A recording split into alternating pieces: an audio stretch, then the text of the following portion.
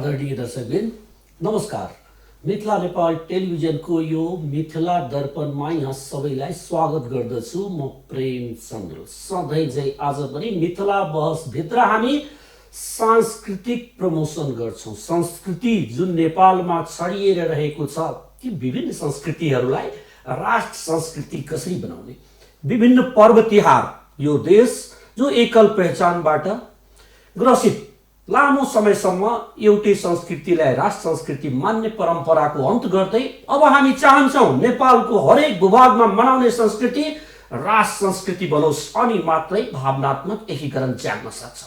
यो भौगोलिक एकीकरणले राष्ट्र चलेको अवस्था, त्यसलाई भावनात्मक एकीकरण बदल्ने एउटा हाम्रो प्रयास। एक पाइला हामी, एक पाइला तपाई, अनि मात्रै सम्भव हुन्छ राष्ट्र एकता र वास्तविक नेपालको निर्माण, नयाँ नेपालको संरचनाको आधार तयार हुन्छ। यसै अन्तर्गत रहेर बहस गराउने गरेका छौं। अहिले समय आइसकेछ, दशैं तिहार आउँदैछ। भर्खरै तीज सिद्धेको अवस्था।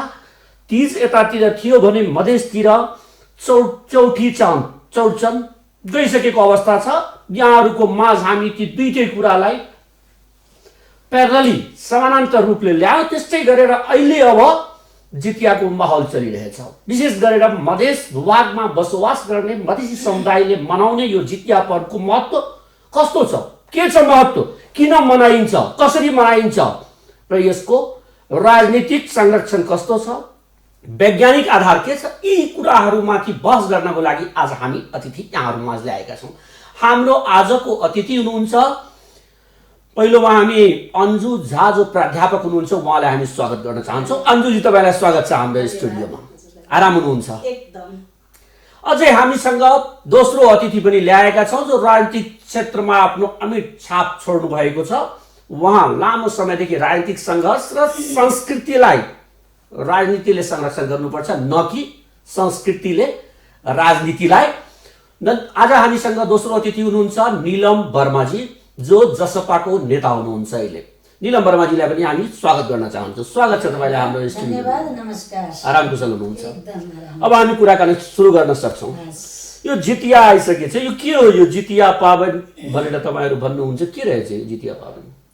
जितिया पावन त मधेसको हाम्रो धरोहरै भनौँ न, सांस्कृतिक धरोहर हो, हाम्रो परम्परा हो, संस्कृति हो। त्यसलाई हामीले अब यसलाई चाहिँ कसरी लैजाने भनेर त्यो जितिया कसको लागि गर्ने त, किन गर्नुपर्छ जितिया? जितियाको बारेमा यसो हामी गर्दा तपाईँहरूसँग धेरै संस्कृतिको समृद्ध हुनुहुन्छ। तपाईँहरूको मिथिला संस्कृति भनौँ, त्यहाँको मधेसभित्र भोजपुरा संस्कृति, अरू पनि संस्कृतिहरू हुँदाहुँदै त्यसमा मिथिला अलिकति पुरानो मानिन्छ सबभन्दा। त्यसमा यो जितिया स्पेसल, अरू पर्व तिहार भन्दा अब दशैं छ, त्यसपछि तपाईँको तिहारहरू आउँछ, छठहरू छ, यो सब भन्दा यो जितिया के पृथकता, के कुरा देखाएको छ जितियाले? जितियाले आफ्नो बालबच्चा, छोरा छोरी, श्रीमान, घर परिवारका सदस्यहरूको दीर्घायुको कामना गर्छ। जितिया पर्वले जितमोहनको पूजा हुन्छ त्यहाँ, जसलाई हामी श्री कृष्णलाई जितवाहन पनि भन्छौँ। उहाँको पूजा हामी गर्छौँ आफ्नो परिवारको सुरक्षाको लागि, दीर्घायुको लागि, त्यस्तो कामना हामी गर्छौँ जितियामा। यो जित महाराज भन्ने भन्नुभयो, हजुर, उहाँको पूजा तपाईँहरू यो अलिकति यो हिसाबले भनौँ न कि आफ्नो परिवारका सदस्यहरू दीर्घायु हुन् भन्ने कामना गर्नको लागि गर्नु। अहिले वैज्ञानिक सँगै त्यसमा हामी एउटा पक्ष पनि जोड्नुपर्छ, पितृपक्ष। हाम्रो जुन हामीसँग बिदा लिएर परधाम गइसक्नुभयो हाम्रा के अरे बाजे बराजुहरू, उहाँको आत्माको शान्तिको लागि पनि हो जितिया। किनभने त्यो पुरुष, हाम्रा पुरुष जुन हुनुहुन्छ, उहाँले पिण्डदान गर्नुहुन्छ, सोह्र श्राद्ध गर्नुहुन्छ नि यही जितियाको बेलामा। अलि एउटा मैले राखेँ, तपाईँहरू यस्तो भनिराख्दा तपाईँहरूको जितियामा बिहान पख जब ओठगन गर्नुहुन्छ त्यो बेलामा त्यो एउटा के भनाइ छ, धिया पुतालाई थोक सुतौलन अपने खेलन भिड्छन्, के छ त्यो, के हो त्यसको बनाइ? त्यस्तो कहावत छ गाउँघरमा। यस्तो छ कि त्यो ओठगन हुन्छ त्यहाँ। ओठगन भनेपछि अब नहाय खाए जुन भयो एक दिन पहिला, अनि भोलिपल्ट हामी उपवास बस्छौँ। जस्तो कि आज अष्टमी छ, आज चाहिँ उपवास बस्छन् पबनैतीहरू। अनि त्यो बस्नुभन्दा पहिला बिहानै त्यो काग पनि नबासिकन त्यति बेला उठेर त्यो पनि भाइको लागि भन्छ अरे। भाइ हुने मान्छेले त्यो ओठकन गर्नै पर्छ। अनि त्यति बेला राम्रो पकवानहरू अथवा दही चिउरा, हाम्रो त मिथिलाको चलन दही चिउरा मिठाई त्यो खानुपर्छ। अनि पान खानुपर्छ। अनि त्यति बेला त बच्चाहरू कहाँ 3 बजे 4 बजे उठ्छ, त्यो त सुति नै रहन्छ। त्यो अभ्रंशक एउटा यहाँसँग फेरि म आउँछु। हामीसँग अन्जु झा हुनुहुन्छ जो भाषा विज्ञानको विद्यार्थी पनि हुनुहुन्छ, नेपाली शास्त्रको नेपाली भाषाको तपाईँ अध्यापिका पनि। अब अन्जुजी म सोझै प्रश्न गर्छु, यो जितिया मनाउने परम्परा कहिलेदेखि सुरु भएको? यो जितिया मनाउने परम्परा चाहिँ यसको कहानी त धेरै लामो छ। महाभारतकालीन युद्धदेखि नै यो परम्परा थालनी भएको। अलिक प्रश्न पार्दिनुहोस् न हाम्रो दर्शकवृन्दलाई एकदम प्रश्न बुझ्ने भाषामा, सामान्य भाषामा। सर्वप्रथम त जितिया व्रत बस्नुहुने सम्पूर्ण व्रतालु आमाहरूलाई र देशवासीहरूलाई म जितियाको हार्दिक मङ्गलमय शुभकामना व्यक्त गर्न चाहन्छु। र यो जितिया पर्व चाहिँ हाम्रो उहाँ निलम म्याडमले भन्नुभएको जस्तै यो चाहिँ सन्तानको दीर्घायुको लागि, सन्तानको मङ्गल कामनाको लागि, सन्तानमाथि आइपर्ने अनिष्ट ग्रह दशाबाट रक्षा गर्नको लागि यो व्रत बस्ने गरिन्छ। र श्रीमानको दीर्घायुको लागि पनि, र जसको सन्तान प्राप्ति हुँदैन त्यो सन्तान प्राप्तिको लागि पनि यो व्रत बस्ने गरिन्छ। यो व्रतको कथा धेरै विस्तार छ। लोकाचार अनुसार छुट्टै छ, वेदाचार अनुसार छुट्टै छ। वेदाचारबाट सुरु गरौँ। वेदाचारबाट सुरु गर्छु। यो महाभारतकालीनदेखि सुरु भएको हो। यसको पनि कथा छुट्टै छ। पहिला म वेदाचार अनुसार भन्छु। शालीन राजा जिमुतवाहन, उहाँ चाहिँ शालीन राजा पुत्र हुनुहुन्थ्यो, जिमुतवाहन भगवान। अनि एक दिन नर्मदा नदीको छेउमा एउटा काञ्चनपुर नामक एउटा गाउँ थियो, एउटा नगर थियो, सहर थियो। अनि त्यसकै पश्चिम साइडमा चाहिँ बाहुटार नामको चाहिँ ठुलो मरुभूमि थियो। त्यही मरुभूमिमा एउटा ठुलो पाकरको बोट थियो। अनि त्यो बोटको माथि चाहिँ पोथी चिलको वासस्थान थियो भने तल चाहिँ स्याल, पोथी स्यालको वासस्थान थियो। अनि एक दिन गाउँघरको महिलाहरूले चाहिँ जिमुतवाहन भगवानको पूजा अर्चना कथा गरेको देखेर उनीहरूले पनि त्यो कथा सुने र उनीहरूलाई पनि त्यो जिमुतवाहन भगवानको चाहिँ व्रत बस्न चाहिँ विचार आयो। अनि उनीहरूले त्यो व्रत बस्ने दृढ सङ्कल्प गरे। अनि चिल र स्याल दुवैले नुहाई धुवाई गरेर पारणको दिन, होइन, यो विधि म पछि भन्छु, नुहाई धुवाई गरेर व्रत बसिन्। चिलले चाहिँ यो व्रत चाहिँ एकदम विधिपूर्वक बसिन्। तर स्यालको चाहिँ यो व्रत भङ्ग हुन्छ। त्यो भङ्ग कसरी हुन्छ भने स्याल्नी महिला स्याल्नी त्यही नजिकै एउटा ठुलो व्यापारी हुन्छ। व्यापारीको पुत्रको मृत्यु हुन्छ र त्यही नर्मदा नदीको छेउमा चाहिँ उनले दाह संस्कार गर्न आउनुहुन्छ। दाह संस्कार गरेर गइसकेपछि त्यो मुर्दा देखेर चाहिँ त्यो स्याललाई चाहिँ एकदम मुखमा पानी आउँछ, लोभ लाग्छ, भोक पनि उसलाई लाग्छ। यो त 24 घण्टाको कठोर व्रत हो, पानी पनि खानु हुँदैन यसमा। अब उसलाई छटपट्टि चल्छ। अनि त्यो स्यालनीले के भन्छ भने, ए प्रिय, आफ्नो साथी चिललाई, ए प्रिय तिमी सुत्यौ भनेर। अनि छैन। अनि बेला बेलामा यही कुरो गर्छिन् उसले, किन आज यसले यति प्रिय भनेर मलाई उसले बोलाए कि भनेर। अनि म सुतेँ। अनि ऊ सुतेको जस्तो गरेर एउटा भनौँ न एक्टिङ मात्र उसले गर्छिन्।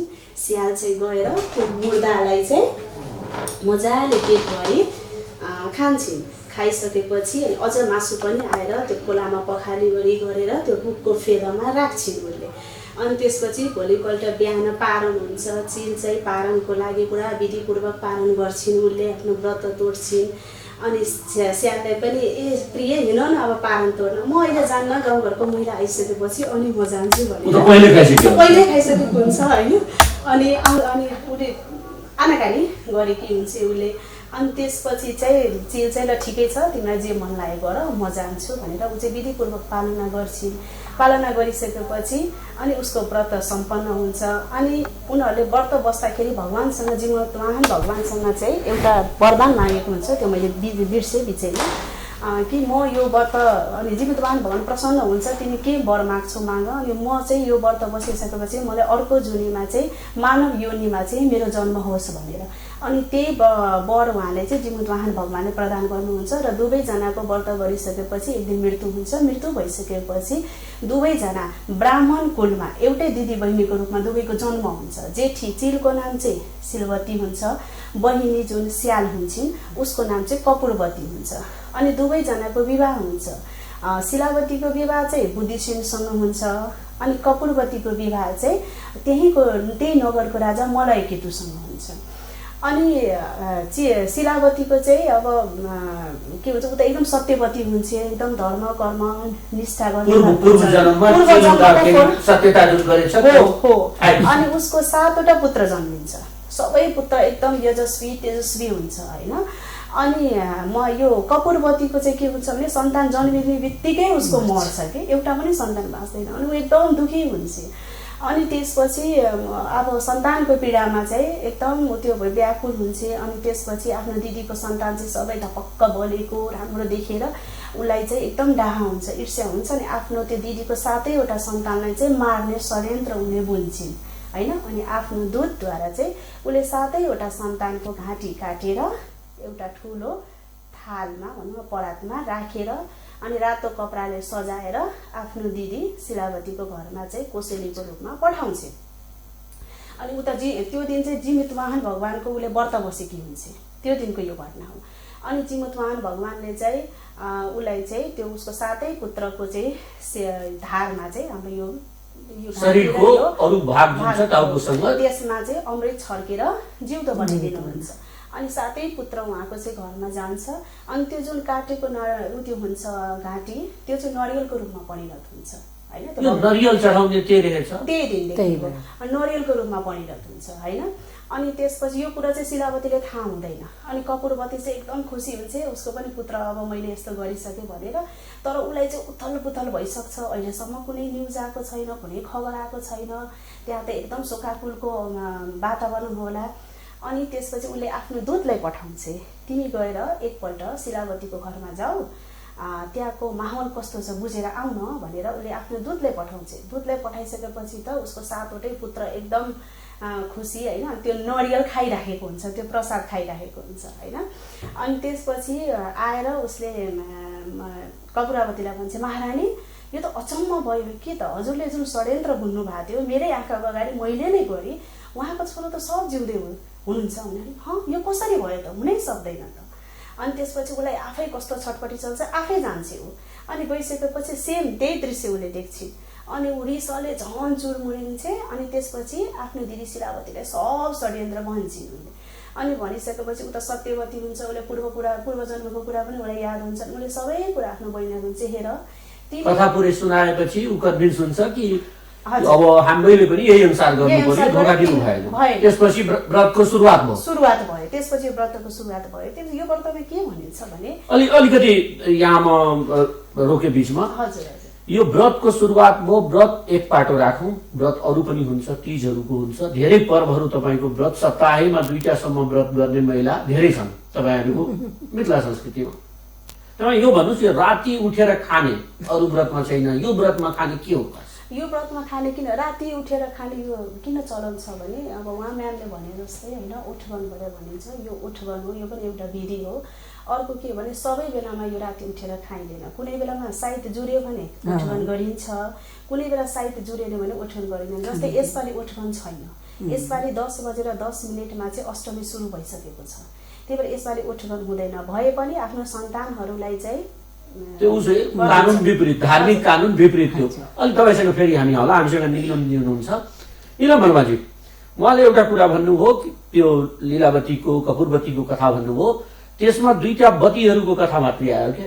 व्रत महिलाले मात्रै गर्ने के छ यो महत्त्व? यसको मिथिलामा संस्कृतिमा देखिन्छ, जहाँ पनि हुन त अब पुरुष प्रधान समाजले होस् या के कारण छ कि महिला व्रत गर्ने पुरुषको आयु बढ्ने के भन्नुहुन्छ? यहाँ त राजनीति गर्नुहुन्छ। त्यो के अरे पुरुष प्रधान देशै हामी भन्छौँ, पितृसत्तात्मक सोच भन्छौँ हामी यसलाई। यो शोषण होइन महिलामाथिको एकदम। एकातिर हामी राजनीतिक भाषा भनौँ भने शोषण भन्छौँ, त्यसको लागि म विभिन्न मञ्चमा लड्छु पनि। र अर्को आफ्नो संस्कृति, आफ्नो धर्म र परम्परालाई हेऱ्यो भने त यसलाई संरक्षण दिनुपर्छ गर्नुपर्छ जस्तो पनि लाग्छ। किनभने यो आस्थाको कुरा हो, धर्मसँग जोडिएको कुरा हो। त्यस कारणले आस्थाको कुरा जुन हुन्छ धर्मसँग, धर्मलाई तपाईँ कहिले पनि के अरे यसलाई प्रमाणित गर्न सक्नुहुन्न। स्वयं सिद्ध तत्त्व हामी प्रमाणित गर्न चाहिँ सक्दैनौँ। भगवान भनेको सत्य हो नि त। नत्र जन्ममा सबैको अधिकार छ, बच्चा जन्मिन्छ, तर मृत्युमा खै रोक त हामीले त रोक्न सकेका छैनौँ, विज्ञान त्यहाँसम्म त पुगेका छैन। त्यसकारण कुनै न कुनै पावर पछाडि छ जसको विश्वले पूजा गर्छन्, मान्छन्। गायत्री मन्त्रलाई किन मान्छेले कुनै न कुनै रूपमा मानिरहेछ, कहीँ अल्लाह भनेर, कहीँ सब आफ्नो आफ्नो। त्यसकारण म त्यो धर्मलाई, आफ्नो संस्कृतिलाई पनि छुन सक्दैन। तर त्योभन्दा अति भयो भने हामी पितृसत्तात्मक सोचलाई पनि विश्लेषण गर्छौँ र यो गलत हो भनेर, सबै कुरा गलतै हो भन्न चाहिँ मिल्दैन। जहाँ गलत छ त्यसलाई चाहिँ गलत भन्नुपर्छ। एउटा राजनीतिक कर्मीको हिसाबले पनि भन्नुपर्दा तपाईँ जितिया मान्नुहुन्छ? एकदम मान्छु। घरमा व्रतगन गर्नुहुन्छ? गर्छु। यो कसरी गर्नुहुन्छ? यो व्रतको बारेमा भन्न सक्नुहुन्छ? तपाईँको मान्ने पद्धति जुन छ? हाम्रो पद्धति, मैले चाहिँ यसमा अन्जुजी जस्तो धेरै यसमा चाहिँ प्रवेश कहिले पनि गरिनँ।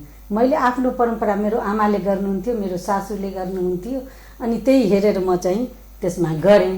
तर अहिले म 1 वर्षदेखि 2 वर्ष जति भयो मैले छोडेको छु, अहिले गरेको छैन। उमेरले नभ्याउने भयो? उमेरले होइन, म चाहिँ स्वास्थ्यले पनि र राजनीतिक कर्मी भएपछि कहिले कहाँ बिचमा जानुपर्छ। अनि आज जितिया हो भन्ने पनि थाहा हुँदैन कहिले काहीँ त। त्यस्तो परिस्थिति पनि मैले भोगेको छु। अनि त्यस कारणले पनि अनि 2 वर्ष अघि म आफ्नो ससुराहरू, आफ्नो पितृलाई भनौँ न, गएर पिण्ड पनि दिएर आएँ, उहाँको मुक्ति होस् भनेर। अनि त्यसपछि बाटैमा पर्यो त्यो जितिया। अनि त्यो दिनदेखि छुट्यो। अनि छुटेपछि तब यहाँ राजनीतिक व्यक्तित्व पनि हुनुहुन्छ।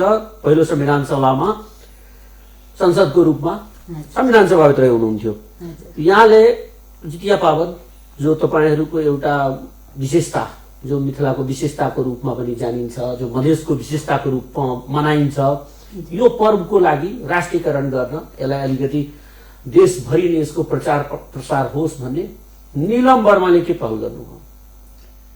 मैले हेर्नुहोस्, यो अहिले मात्रै होइन, हाम्रा जे जति यो जितिया मात्रै होइन, यो लगायत अरू पनि हाम्रा पर्वहरू त्योहारहरू छन् होइन।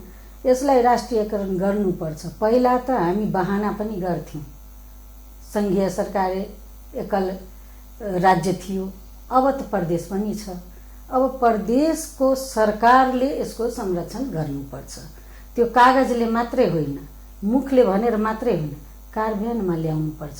हाम्रो जुन परम्परा छ, किनभने हामी सीता माताको धरतीमा जन्मेको मान्छे, पलेको मान्छे, त्यहाँ धर्म संस्कृतिलाई मानेको मान्छे होइन। त्यसकारण त्यसको संरक्षण गर्नुपर्छ। जुनसुकै राजनीतिक पार्टीले आफ्नो आफ्नो धर्मलाई जसरी आफ्नो पहिचानलाई गरेका छन्, यहाँ नेवार समुदायलाई पनि हेर्नु भएको छ। गुठीको लागि यति ठुलो आन्दोलन हुन्छ, सरकार घुट्न टेक्छ, दुईटियाइको सरकार। अहिले भर्खरै रथलाई हेर्नु न, तान्दाको। यसैलाई मैले जोडे यहाँनिर। मधेसमा गएर तपाईँहरू चुनावको बेलामा बडा ठुलो ठुलो सपना देखाएर भोट लिएर आउनुहुन्छ, जितेर संसदसम्म पुग्नुहुन्छ। अहिले पनि धेरै महिला पनि हुनुहुन्छ, पुरुष पनि हुनुहुन्छ, संस्कृतिसँग जोडिएको व्यक्ति।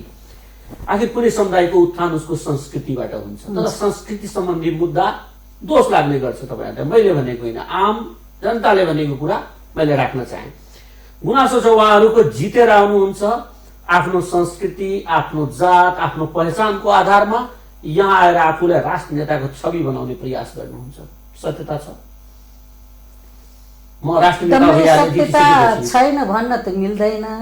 केही कुरा सत्य पनि छ, केही कुरा बाध्यता पनि हुन्छ नेताहरूको। हेर्नुहोस्, तर आफ्नो संस्कृति, आफ्नो भाषा, आफ्नो भेषलाई जगेर्ना गर्नुपर्छ। त्यो हाम्रो राज्यको दायित्व हो, सरकारको पनि, पार्टी नेताको पनि दायित्व हो। यहाँको दलतिरै केन्द्रित भए, यहाँको दलबाट जितेको नेताहरू आफ्नो संस्कृतिभित्र पर्ने वेशभूषा, संस्कृतिभित्र पर्ने भाषा र संस्कृति नेतृत्व पङ्क्तिसँगै म कुरा गरेँ। उहाँहरू त्यहाँको आफ्नो वेशभूषा लिएर संविधान सभामा अथवा विगतको संविधान सभा अहिलेको संसदमा जाने गर्नुभएछ जस्तो लाग्छ यहाँलाई? पहिला एकजना यदि राजेन्द्र महतोलाई अलग गरिदियो भने अरूमा त्यस्तो कुरा पाइएको छ?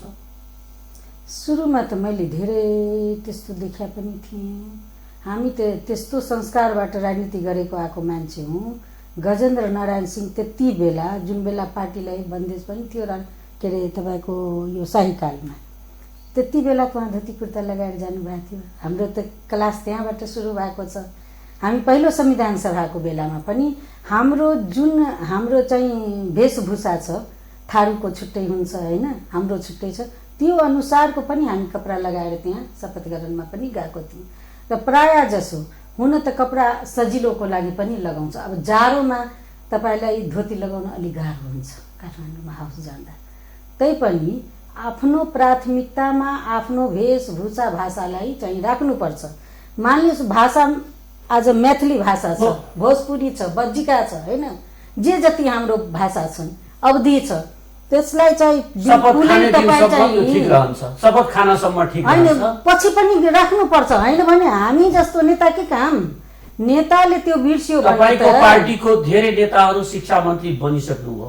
मधेस आन्दोलन पछि स्थापित भएको पार्टी तत्कालीन मधेसी जनअधिकार फोरम नेपालबाट माननीय रेणु यादवजी शिक्षा मन्त्री बन्नुभएको थियो पहिलोचोटि 64 सालमा। उहाँले के त्यस्तो गर्नुभयो शिक्षामा जसले अरू संस्कृति पनि उत्थान हुने प्रयास भयो? केही गर्नुभयो? याद छ यहाँलाई कुनै एउटा इभेन्ट? अब गर्न त पक्कै गर्नुभयो होला, नगरेको याद गर्नुभयो? याद गर्ने खालको भएन कि राष्ट्रले त्यसलाई सम्झिन सकेन भने त्यो कामलाई गरेको मानिन्न। तर गर्नुपर्छ ठाउँमा पुगेपछि। आम नागरिकले बुझ्ने कुरा गरिएन भने त्यसलाई गरेको हामी मान्दैन। फेरि हाम्रो धन्दा एउटा कुरा ख्याल के गर्नुपर्छ, सम्पूर्ण नेता एउटै कुरा निलम वर्माजी, तपाईहरुसँग गुनासो जो आम नागरिकको गुनासो छ त्यो मैले राख्ने प्रयास गरे। राजनीति गर्नुहुन्छ, भोलि यहाँलाई मञ्चमा भएको बेला पनि आउने प्रश्नहरू हो। तपाईको यहाँनिर संसदमा भएको केही यस्तो संस्कृति मान्नेहरू हुनुहुन्छ जो तीजलाई मान्नुहुन्छ, उहाँहरू तीजमा तपाईँ पनि सायद धेरैचोटि देखिनु भएछ। मसँग केही क्लिप पनि छ कि तीजको जुन दर खाने दिन हुन्छ त्यसमा भोजमा पार्टीमा सहभागी तपाईँ पनि हुनुभएको थियो। तर त्यस्तो जितिया पर्वमा तपाईँ नहुनुभयो होला, तपाईँसँगका साथीहरू जानुहुन्छ, सहभागी हुनुहुन्छ। अन्जुजी पनि हामीसँग हुनुहुन्छ, गइराख्ने चलन छ, उहाँहरू आमन्त्रित गर्नुहुन्छ।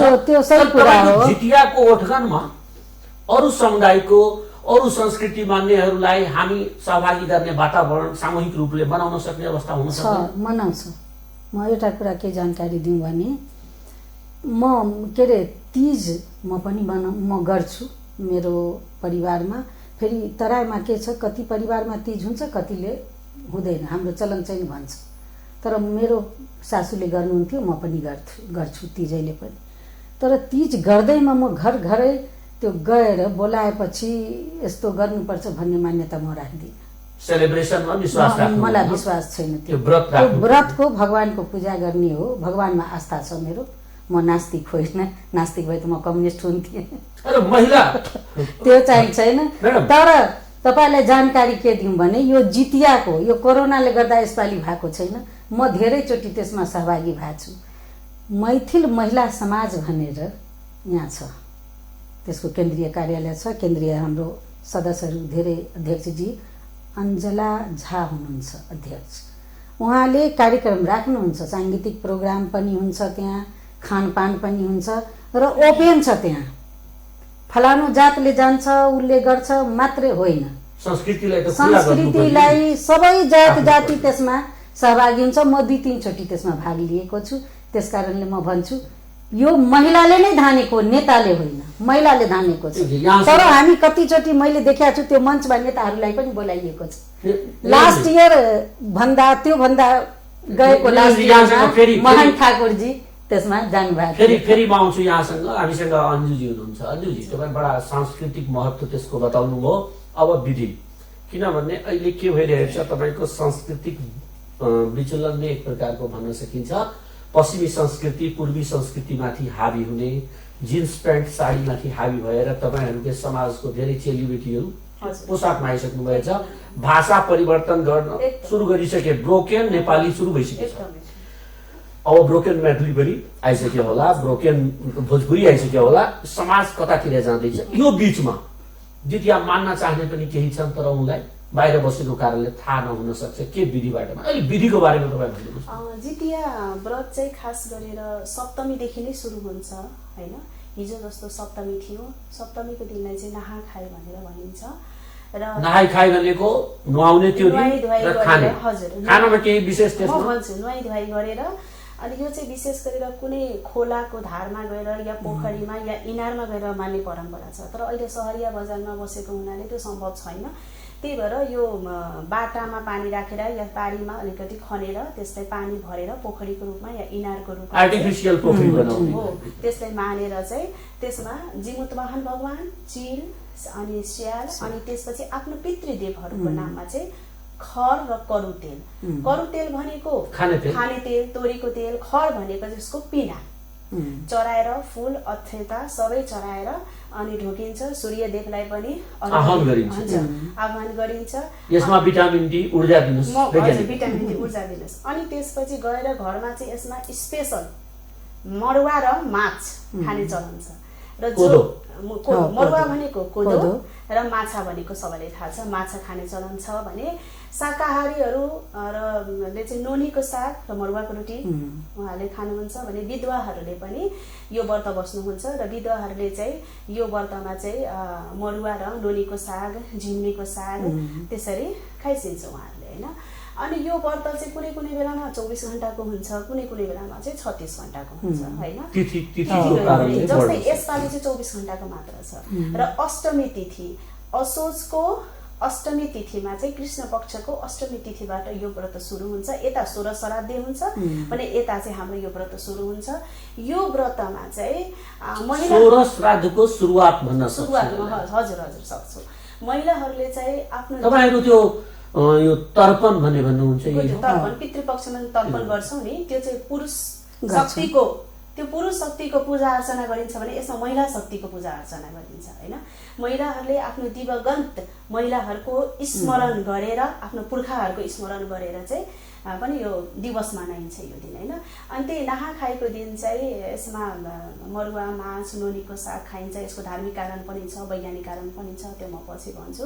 अनि अष्टमीको दिन चाहिँ एकदम निर्जला व्रत बसिन्छ। एउटा खर पनि भाँच्नु हुँदैन, कपाल पनि कोर्नु हुँदैन। यदि कपाल कोर्नै पर्यो भने अरूले मात्र गरिदिने हो। एकदम कठोर व्रत हो यो, एकदम कठोर व्रत हो हैन। अनि त्यसपछि पानी पनि खानु, निर्जला भन्ने बित्तिकै पानी पनि खानु भएन, एकदम पानी पनि खानु भएन। तीजमा त बरस पनि गर्छ नि, हामी त व्रत पनि गर्छ, थुक पनि लिनु हुँदैन। यदि बाइ द वे यदि कुनै किरा आएर मुखमा पस्यो भने व्रत भङ्ग भयो, त्यो व्रत एकदम कठोर व्रत हो।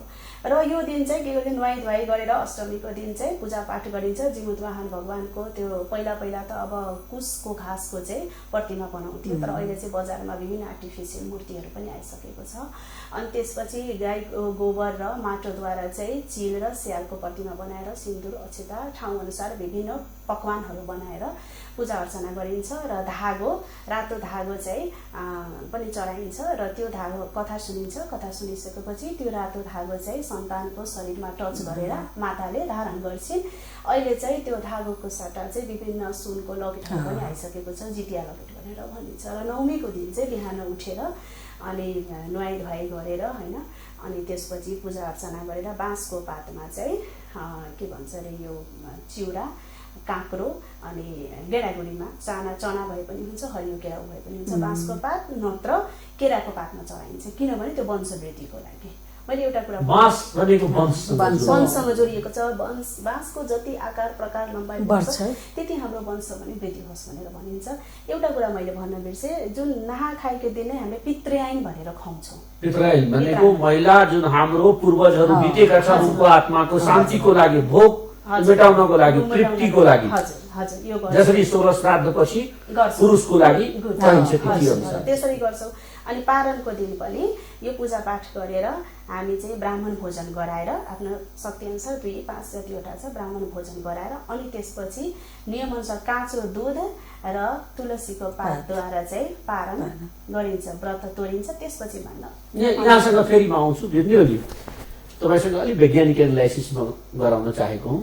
उहाँले भन्नुभयो यो तिथि महिलाको लागि हुन्छ र यो पर्व महिला जितियाको, त्यस्तै तीज पनि महिलाको। तपाईँ संसदमा पुग्नुभयो, त्यो संसदमा जहाँ लड्न सक्ने तपाईँहरूको क्षमता थियो, तपाईँहरू 200 को नजिक हुनुहुन्थ्यो महिलाहरू, त्यसमध्ये मधेसबाट प्रतिनिधित्व गर्ने महिलाको जमात पनि ठुलै थियो। चाहे त्यो सक्षम जमात थियो, धेरै त हराएर जानु हो, या असक्षम थियो भन्न पाटो अलग होला। त्यहाँनिर तीजको लागि महिलाहरूको राष्ट्रिय विदा हुन्छ, जितियाको लागि पनि हुनुपर्छ भने आवाज उठ्यो कि उठेन? त्यो जितियाको लागि त हामी म आफै टिम लिएर अनि के अरे राष्ट्रपति रामवरणजी हुनुहुन्थ्यो, अनि हामी जितियाको विदा हुनुपर्छ। मधेसी महिला, तपाईँ मधेसको राष्ट्रपति, मधेसको पनि हो, मधेसी हो, त्यस कारणले जितियाको महत्त्व तपाईँलाई थाहा छ, बुझ्नुहुन्छ। यसमाथि विदा दिनुपर्छ। उहाँले विदा दिनुभयो, जितियाको विदा हुन्छ। अब यो ओली सरकारले काट्या होला त्यो मलाई अन्तरिम संविधानमा भएको विदा अहिलेको संविधानले काटेको। तर पहिला संविधान सभा हामी डेलिगेसनै गएका थियौँ महिलाहरू, तपाईँको मैथिल महिला समाजका महिलाहरू अनि पोलिटिकल महिलाहरू अगुवाई म नै गरेका थिएँ। म आफै सबैजनालाई लिएर राष्ट्रपति कहाँ भेटेर उहाँले ल हुन्छ यसैपालिदेखि विदा हुन्छ भनेर उहाँले चाहिँ विदा पनि भयो। यो अहिलेको अवस्थामा यो ओलीजीको सरकारमा पनि सहभागी मधेस केन्द्रित दल थिए, समाजवादी पार्टी, त्यहाँबाट उप प्रधानमन्त्रीसम्म हुनुहुन्थ्यो, तर त्यो कुराको आवाज नउठेको यहाँले भन्न चाहनु भएको? पक्कै के मधेस केन्द्रित दललाई जुन दोष लाग्छ, मधेसवादी चुनावको बेलामा मधेसवादी बन्ने, चुनाव भइसकेपछि यहाँ सरकार बनाउने बेलामा राष्ट्रवादी चरित्र देखाउन लाग्ने, अब म एकदम राष्ट्र नेता भइहाले भने छवि बनाउनु खोज्नुले यो कुराहरू विकास नभएको भन्न मिल्छ? एकदम यहाँ के छ, राजनीतिमा अलि असाध्यै गाह्रो छ राजनीति गर्न। त्यसमा पनि मधेसमा मधेसी महिलालाई त नेतै मान्दैन नि, नेतै मान्दैन। अरूको भरोसामा टिक्ने हुनाले पुरुष मधेसी महिलालाई नेता नमान्ने, नेतै मान्दैन। पुरुष जति नेता, मधेसी महिला जति सक्षम भए पनि त्यो नेता नहुने, त्यस्तो मानसिकता, त्यस्तो पुरुषवादी सोच छ हाम्रो समाजमा, समाजैमा। सरिता गिरीसँग भएको घटनालाई भन्न खोज्नुभयो? त्यो पनि हो र धेरै त्यस्ता अनेकन घटना म आफै पनि भोगेको छु। मैले बराबरीमा हरेक नेता सँगसँगै काम गरेका छु। कुनै पनि म भन्दा मेरो पनि उमेर भएछ, म पनि सिनियर मान्छे हो, म सँगसँगै, तर मसँग के अरे पुरुष नेताहरू अहिले कहाँ पुग्नु भएको छ, म चाहिँ त्यतिमा नै गरिरहेको छु। तपाईँ जतिको लगानी गरेको पुरुष नेताहरू मन्त्रीदेखि लिएर सबै थोक प्रधानमन्त्रीसम्म बनिसक्नु, फेरि बोल्ने पार्टी मान्छे नेतृत्वमा हुनुहुन्छ, नीलम वर्मालाई छोडिएको छ, नेतृत्वमा बाहिर राखिएको छ। हो, राजनीतिक पार्टीमा के एउटा छ, खराबी नै भनौँ, त्यसलाई दूर गर्नुपर्छ, हटाउनुपर्छ त्यसलाई, त्यस्तो मानसिकतालाई। तपाईको जति सक्षम महिलाहरू हुन्छ, पढे लेखेको हुन्छ, बुझेको हुन्छ, त्यसलाई सधैँ बाहिर राख्छ। त्यसलाई अधिकारको कुरा गर्ला, अधिकार माग्ला भने अधिकारको कुरा गर्छ, ऊ बहस गर्न चाहन्छ, उसले चाहिँ के अरे कुराहरूलाई प्रमाणित गर्न सकिन्छ। त्यस्ता महिलालाई कहिले पनि, तपाईँले भन्नुभयो नि तपाईँको मन्त्री समाजवादीकै त्यति बेला हुनुहुन्थ्यो, त्यसमा पनि त एक्लै हुनुहुन्थ्यो नि, जति राख्नुभयो पुरुष खै महिला त्यहाँ थियो एकजना पनि महिला। र महिलालाई नराखिकन अहिले तपाईँ साधारण एउटा राजनीतिकै विषयमा तपाईँ भन्नुभयो भने म नाम चाहिँ बिर्सेको छु, कुन देशमा चाहिँ राष्ट्रपति महिला हुनुहुन्छ, त्यो देशको कोरोनाको स्थिति हेर्नुहोस्, फिलिपिन्सको कुरा गर्न सकिन्छ यसमा है। अनि अरू ठाउँको हेर्नुहोस् त, कति एक्टिभ छन्, कति महिला थियो, त्यसले चाहिँ गरेका छ नि त। हो, त्यस्तै बुझ्ने मान्छेलाई यहाँ पचाउन सक्दैन। जुनसुकै पनि राजनीतिमा यस म्यान बन्नुहोस्, उसले रात भन्छ भने रातै भनिदिनुहोस् अनि मात्रै टिक्नुहुन्छ। तर तपाईँको विद्वान मान्छेले जो बुझ्या छन्, राजनीति पनि आफ्नो संस्कृति पनि, त्यसले त आज अहिले तपाईँ भन्नुहुन्छ राज छ भने भन्दैन नि त। त्यो त्यस कारणले समस्या छ। केही महिला नेत्रीहरूसँग मैले सोद्धा मधेस केन्द्रित दलले उहाँहरू प्रष्ट रूपले भन्नुहुन्छ कि अहिले नेपालमै पनि महिला पुरुष संरक्षित राजनीति गरिरहेछ, पुरुषको संरक्षण भित्र रहेर राजनीति गर्ने परम्परा जुन छ यस कारणले महिलाको राजनीति विकास त्यो तोड्नु पर्यो नि त, त्यो बाधा छ भने तोड्दला। निलम वर्मा जो निलम वर्मा आफै एक्लै लडिरहेको रहेछ संसदसम्म, सांसदमा भए पनि म त लडिराखेको छु नि। मलाई किन चाहियो संरक्षण? खै तपाईँ चाहिँ काम गर्नुहुन्छ, मान्नुहोस्, प्रेमचन्द्रजीले काम गर्नुहुन्छ भने सँगसँगै म पनि काम गर्छु भने ज्याला त त्यति नै माग्छु नि म। तपाईँभन्दा कम 1 घन्टा काम गरे पो मैले कम ज्याला लिने। जुन पार्टीले जितिया पर्वको लागि आन्दोलन गर्न सक्दैन, जुनले चतुर्दशीको लागि अनन्त चतुर्दशीको लागि गर्न सक्दैन, हाम्रो संस्कृति जसले संरक्षण गर्न सक्दैन, त्यस्तो पार्टी हाम्रो पार्टी हुन सक्दैन भने त निलम वर्मा भन्न सक्नुहुन्छ नि?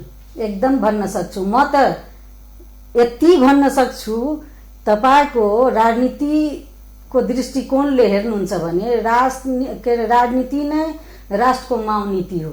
हरेक नीतिको माउ नीति राजनीति भन्छ, हो कि न? राजनीति भनेपछि हाम्रो जुन पार्टीहरू छन्, जति पनि पार्टी छ, त्यसले आफ्नो विधानमा नै आफ्नो संस्कृति, आफ्नो भाषा, आफ्नो भूषा के छ त्यसको त व्याख्या गर्नुपर्छ नि, राख्नुपर्छ नि। त्यहाँदेखि राख्यो भने पो तपाईँको कार्यकर्ताले त्यहाँ प्रशिक्षण दिनुपर्छ, भन्नुपर्छ, अनि पो ग्रास रुटबाटै त्यसको संरक्षण हुँदै जान्छ। तर तपाईँ प्राय हेर्नुहुन्छ भने समर्गमा चाहिँ राख्ने, तर त्यसको कहिले न प्रशिक्षण दिने, न के अरे त्यसमा चाहिँ बहस गर्ने, न आफूले पाएपछि मन्त्रालयहरूमा त्यहीँबाट ल सुरु गरौँ न त कम्तीमा। त्यो पनि अहिलेसम्म भएको छैन। मूल कुरा भन्नुहोस् त, आम दर्शकले बुझ्ने भाषामा भन्नुहोस् त, यो अहिले जुन पार्टीहरूमा छ त्यहाँ राजनीतिक मुद्दाहरू हुन्छ, सांस्कृतिक कुराहरूको चर्चा गरेको हुँदैन। संस्कृतिको रक्षाको लागि राजनीति हुनुपर्छ, यहाँको भनाइ हो। एकदम यो कुनै पार्टी सँगै लैजानुपर्छ। आवाज उठिरहेको छैन, यहाँको भनाइ हो। त्यो आवाज भित्रबाट उठाउनुहुन्छ, पार्टीभित्र तपाईँ अब विद्रोह गर्नुहुन्छ संस्कृति संरक्षणको लागि। अब विद्रोह त एक्लै हुँदैन, त्यो के अरे आफ्नो भनाइ चाहिँ नेतृत्व त एकजनाले गर्नुपर्छ। आफ्नो कुरा मैले बुझेको र मलाई चाहिँ त्यो नराम्रो लागेको अथवा राम्रो त्यो कुरा चाहिँ पार्टीमा राख्नुपर्छ, यसको बहस हुनुपर्छ भनेर चाहिँ गर्नुपर्छ काम। यहाँ त कस्तो छ, मलाई कति पनि म पार्टीहरू कुनैसँग डराउँदैन, मलाई डर लाग्दैन, किनभने म गलत गर्दैन, सही कुरा गर्छु। गलत भए पो डर लाग्छ। तपाईँको यहाँसम्म हुन्छ कि तपाईँ पार्टीको विधान बनाउने बेलामा, जबकि संविधानले नै समानुपातिक बेसीको कुरा गरेको छ, तपाईँ विधान बनाउने बेला महिलालाई राख्ने कि नराख्ने? म छुट्यौँ भने मेरो कुरा कसले राखिदिन्छ? म त सम्पूर्ण महिलाको प्रति महिला अधिकारबाट पार्टीले महिलालाई वञ्चित गरेको छ, जति दिनुपर्ने हो 35% रिजर्भेसन दिएको छैन। तपाईको पार्टीले असन्तुष्टि कुनै पनि पार्टीले दिएको छैन। यहाँसँग फेरि हामी आउँछौँ। हामी अन्जुजी, तपाईँ दुईटा कुरा कसरी बनाइन्छ, किन बनाइन्छ, दुईटा हाम्रो प्रश्न भइहाल्यो। अब तपाईँको यो संस्कृति बजारीकरण भएन, नेपालले थाहा पाएन, पुरै नेपालले, हिमालमा बसोबास गर्ने नेपालीले, पहाडमा बसोबास गर्ने नेपालीले, यो पनि नेपालीकै संस्कृति हो जितिया भने अनुभूति गर्न सकेको छैन। यसको मूल दोषी कसलाई भन्नुहुन्छ? अब यसमा के छ भने अन्तमा चाहिँ एकदम छोटो राख्नु समय अलिकति दुई लाइन राजनीतिको सँगछु। पहिला चाहिँ एकात्मक शासन व्यवस्था राखियो, एउटै भाषा, एउटै धर्म, एउटै संस्कृति, एउटै वेशभूषामा चाहिँ राष्ट्रियताको परिभाषाले चाहिँ परिभाषित गर्यो, हैन? एउटै भाषा, एउटै धर्म, एउटै संस्कृतिमा चाहिँ राष्ट्रियता देखायो। अनि कसरी हुन्छ त विकास? हुन्छ त? हुँदैन नि त। 2064 सालदेखि विभिन्न संस्कृतिका मान्छे, संस्कृतिको आरमा राजनीति गर्नेहरू पनि संसदमा पुगे, तर त्यहाँ पनि तपाईहरूको कुरा उठेन। दोषी तपाईहरूको मधेसी केन्द्रित नेतृत्व या त्यही एकल पहचान जसलाई तपाईहरू आफ्नो भाषामा तपाईको शब्द कहिले पैँचो लिएर भने? जब 2063 को जनआन्दोलन भयो, मधेस आन्दोलन भयो, त्यसपछि चाहिँ यो जितिया पर्वको बारेमा चाहिँ बिदा दिने चाहिँ सुरुवात भयो। र जब 2072 मा संविधान जारी भयो, फेरि यो कटौती तपाईहरुको अधिकार खोसिएको भन्न खोजिनुहुन्छ। अब एकदम हामी यसको लागि लास्ट छौं, केही भन्नु थप्नु छ भने थपिहाल्नुस्। म थप्छु। यसको लागि प्रदेश 2 को सरकारले के गर्न सक्नुपर्छ भने जस्तो हाम्रो भाषा, हाम्रो धर्म, हाम्रो संस्कृति, हाम्रो कला, हाम्रो सांस्कृतिक अध्ययन प्रतिष्ठानलाई चाहिँ स्थापना गरेर चाहिँ यसलाई अगाडि बढाउनुपर्छ। त्यस्ता कुरालाई प्रमोट गर्नुपर्छ। नीति आयोगमा पनि यो कुरालाई चाहिँ पास गरिएको थियो हुन्छ भनेर, तर त्यो लागू भएन। त्यही भएर सरकारले चाहिँ यस्ता कुराको चाहिँ प्रतिष्ठान गरेर चाहिँ यसको अगुवाई गरेर जिटिया लगायत अन्य चाडपर्व, स्थानीय भाषा, धर्म, संस्कृतिलाई चाहिँ अगाडि बढाउनुपर्छ। शिक्षा क्षेत्रमा पनि पाठ्यक्रममा चाहिँ समावेश गर्नुपर्छ। अनि पो हुन्छ नि त। अर्को कुरा, हामी आफूलाई पनि अलिकति के दोषी दिन्छौँ भने हामी ठुला भाषाको, संस्कृतिको, सभ्यताको कुरा गर्छौँ, तर हामी आफ्नै घर परिवारमा चाहिँ आफ्नो भाषामा कुराकानी गर्दैनौँ। अनि कसरी हुन्छ संस्कृतिको विकास? अंग्रेजी मुखी परिवार बनाउँदैछौँ हामी। अनि कसरी हुन्छ विकास त? धन्यवाद। अब हामीसँग नेपाली निलमजी हुनुहुन्छ। निलमजी, अन्तमा तपाईँ एउटा नेता हुनुहुन्छ, प्रतिबद्धता एउटा जनाउँदै हुनुहुन्छ कि अब तपाईँको लडाई तपाईँको संस्कृतिको लागि हुन्छ, पार्टी भित्र र पार्टी बाहिर पनि? निश्चित रूपमा त्यो जहाँ मैले भनिहालेँ नि सुरुमा नै, जहाँ जुन संस्कृति अथवा धर्मले क्षति पुर्याउँछ त्यसलाई पनि हटाउनुपर्छ। जसको हामीले संरक्षण गर्नुपर्छ, संरचना दिनुपर्छ, त्यसलाई चाहिँ हामी संरक्षित गर्नुपर्छ। त्यो 2 नम्बर प्रदेशको अहिले मुख्य जिम्मेवारी उनीहरूको थियो। त्यो मात्रै रोड बनाएर विकास हुन्छ हुँदैन भन्ने कुरा होइन। तर संस्कृतिको विकास हुनुपर्छ। संस्कृति मर्यो भने सभ्यता नै मर्छ, हामी नै मरेर जान्छौँ, हाम्रो पहिचान नै मर्छ। हाम्रो पहिचान मर्यो भने हामी कहाँ जान्छौँ? तपाईँहरूको मुद्दा अगाडि बढ्छ। आजको लागि समय दिनुभयो, यसको लागि पुनः फेरि धन्यवाद। तपाईँलाई पनि एकदम धेरै धेरै धन्यवाद। आदरणीय दर्शकबिन, हामी कुराकानी गर्दै थियौँ अहिले मिथिला दर्पण भित्र निलम वर्मा जो नेता हुनुहुन्छ जसपाको, र हामीसँग एकजना प्राध्यापक अन्जु झा हुनुहुन्छ। उहाँहरूले बडा प्रश्न रूपले भन्नुभयो संस्कृति सबैको प्यारो हुन्छ, यदि संस्कृति छैन भने हामी छैन, हाम्रो पहिचान छैन। पहिचानको आन्दोलन भइरहेको यो समयमा संस्कृति संरक्षण अनिवार्य हुनुपर्छ र त्यसको दायित्व सरकार पक्षले पनि निर्वाह गर्नुपर्छ भने केही राजनीतिक दल चाहे विपक्षमा होस् चाहे संघर्षरत, उनीहरूले आफ्नो संस्कृतिलाई अगाडि बढाउनुपर्छ। यदि आफ्नो पार्टीले यो कुरालाई मुद्दा बनाएन, संस्कृति संरक्षण प्रवर्धनलाई भने पार्टी भित्र विद्रोह गर्ने कुरा पनि निलम वर्माले बताउनु भएको छ। आजको हाम्रो मिथिला दर्पणको समय सिद्धिएको छ। फेरि अर्को अतिथि, अर्को एउटा विषयवस्तु लिएर यहाँहरूमा उपस्थित हुने प्रतिबद्धता गर्दै म प्रेमचन्द्र झा बिदा हुन चाहन्छु। तर हेर्दै राख्नुहोला मिथिला नेपाल टेलिभिजन। हामी तपाईँलाई युट्युबबाट पनि देख्न सक्छौँ। हामीलाई हेर्नको लागि युट्युबमा सब्सक्राइब गर्न सक्नुहुन्छ www.youtube.com MTV Nepal 4K। त्यस्तै हामी तपाईँलाई फेसबुकबाट पनि लाइभ देखिन सक्छौँ। फेसबुकको लागि हाम्रो address www.facebook.com MTV Nepal news अथवा मिथिला नेपाल टेलिभिजनमा तपाईँ लाइक गर्न सक्नुहुन्छ। हामी विश्वको कुनै पनि कुनाबाट तपाईँलाई स्मार्ट मोबाइल, स्मार्ट टिभीमा देख्न सक्छौँ। हाम्रो नारा हामी सबैको लागि, हामी सधैँको लागि चरितार्थ गर्न सधैँ तत्पर रहने प्रतिबद्धता गर्दै बिदा दिनुहोस्। नमस्कार।